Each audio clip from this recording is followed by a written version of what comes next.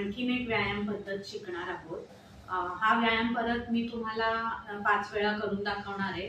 तुम्ही साधारणपणे 1 ते 2 मिनिटं हा व्यायाम करायचा आहे, तरच तुम्हाला त्याचा उपयोग होणार आहे। डायबिटिक पेशंट्सनी आणि ज्यांना पोट कमी करायचं आहे, ज्यांना वजन कमी करायचं आहे, पण ब्लड प्रेशर नाही, हार्ट डिसीज नाही, अशा पेशंट्सनी हा व्यायाम नक्की करून बघा। तर मी दाखवून ठेवते। आधी हात वर घ्यायचा आहे।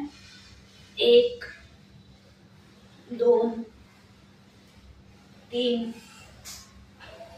4 5।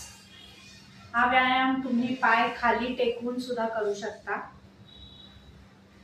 1 2 3 4 5।